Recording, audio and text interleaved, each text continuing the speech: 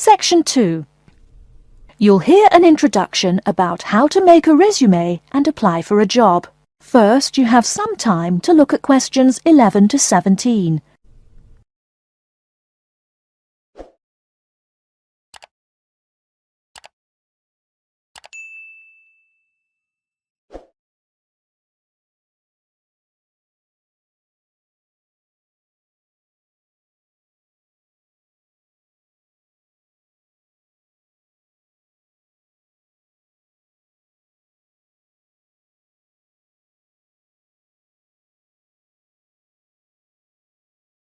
Now, listen carefully and answer questions 11 to 17. Welcome everyone to today's seminar on CV and interview skills. Remember, your CV is probably the most important document you will ever write. It opens the door to your career, and that job interview is probably the most important meeting you will ever attend. It's like stepping through that open door. So let's roll up our sleeves and get down to work, shall we?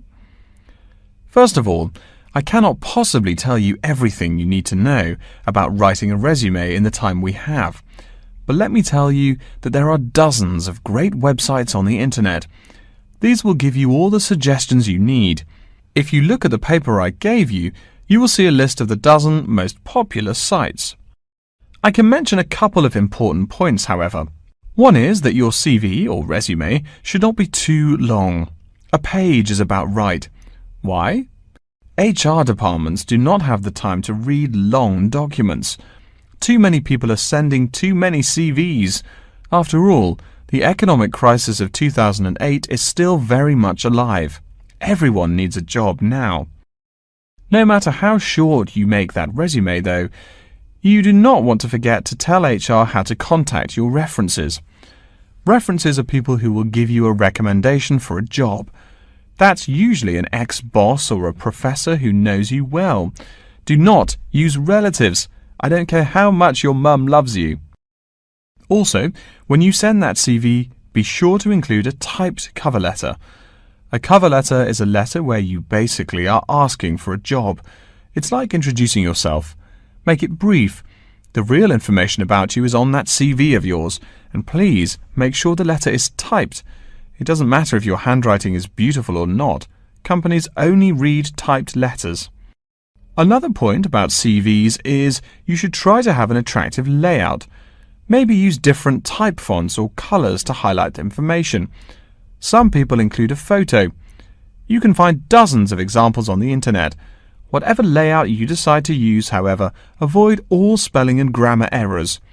I used to be an HR manager. If I saw a mistake, that CV went into the garbage. Something you write in a CV is a description of your skills and experiences in an interesting way. Mention training too. I mean, these are what get you hired. Do not just say, I have lots of experience, or I have many skills.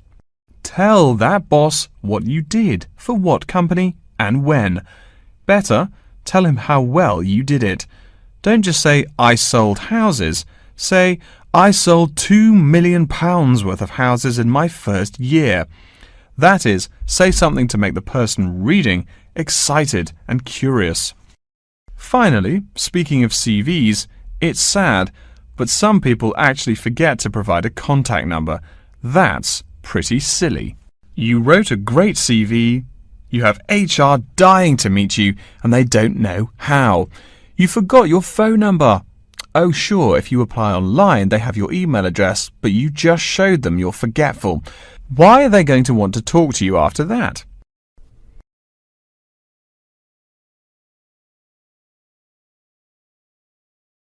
Before you hear the rest of the talk, you have some time to look at questions 18 to 20.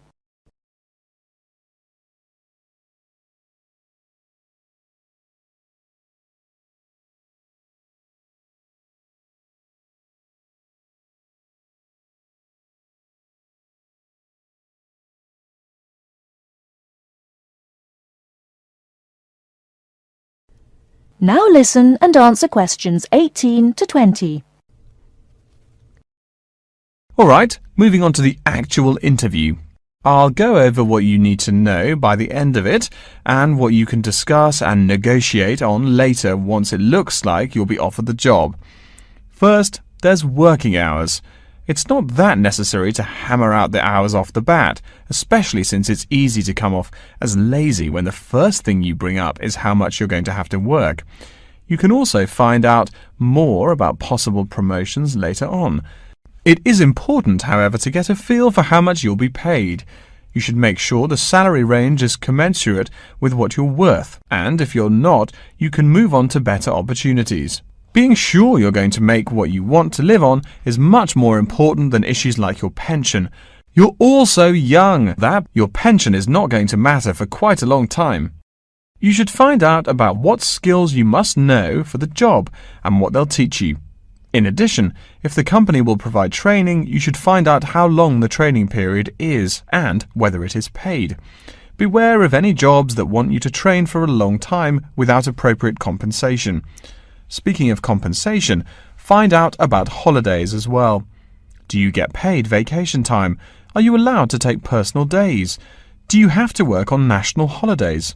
Once you work out these main issues, you can move on later to details like the location and expected attire and whatnot.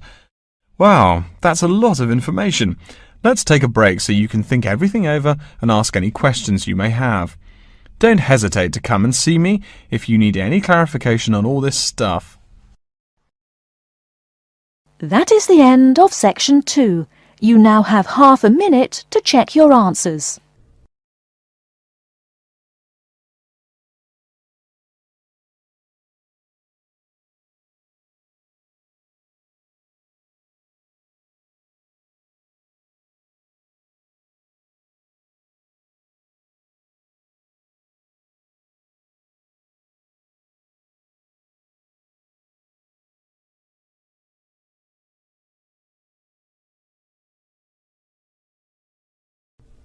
Now turn to section 3.